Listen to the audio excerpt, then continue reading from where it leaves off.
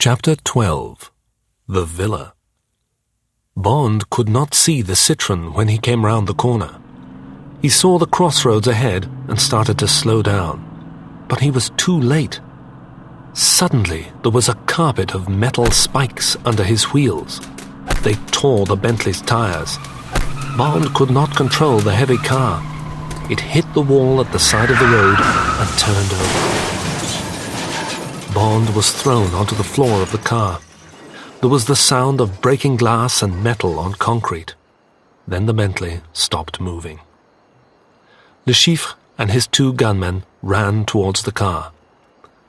"Put your guns away and get him out," said Le Chiffre. "Be careful. I don't want a dead man. And hurry." The two men pulled Bond from the car. He was not conscious. "Tie his arms," said Le Chiffre. "Put him in the car. Take everything from his pockets, and give me his gun." Le Chiffre took Bond's gun. Then he walked back to the Citroën. Bond was conscious now. Every part of his body hurt, but there were no bones broken. The two gunmen pushed him into the back seat of the Citroën. Bond felt sick and weak. No one knew where he was. No one would miss him until the morning. They would find the Bentley, but they would not know the car was Bond's until later.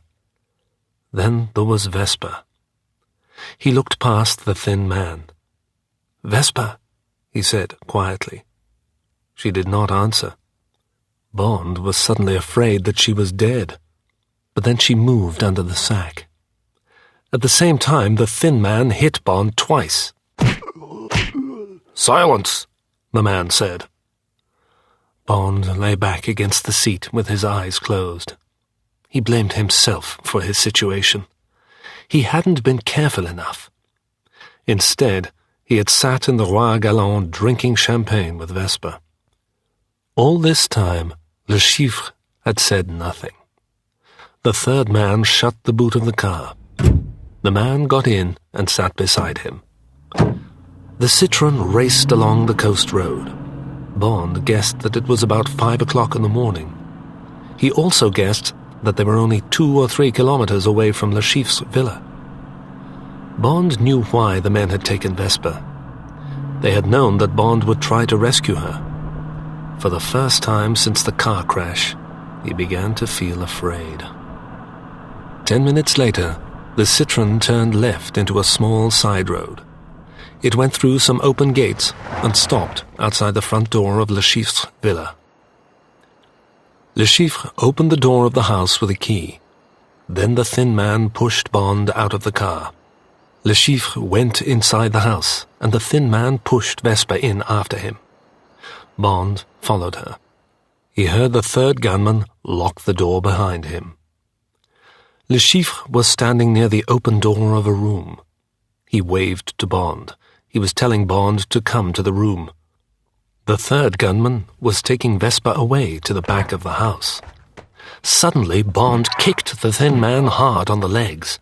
The man cried out in pain, and Bond ran after Vesper. His hands were tied, but his feet were free. The third gunman heard Bond coming. The man turned quickly. Bond kicked him hard in the stomach, and the man fell back against the wall. Bond tried to kick him again, but the gunman caught his shoe. He twisted Bond's foot, and Bond crashed to the ground. For a moment, Bond lay still. Then the thin man came and pulled him up against the wall. He had a gun in his hand. He used it to hit Bond hard across the legs. Bond cried out with pain and fell onto his knees. A door banged shut. Vesper and the third gunman had disappeared. Bond turned his head to the right and saw Le Chiffre. "Come here, my dear friend," said Le Chiffre. He spoke calmly in English. "Let's not waste any more time." Bond walked towards him. There was nothing more that he could do.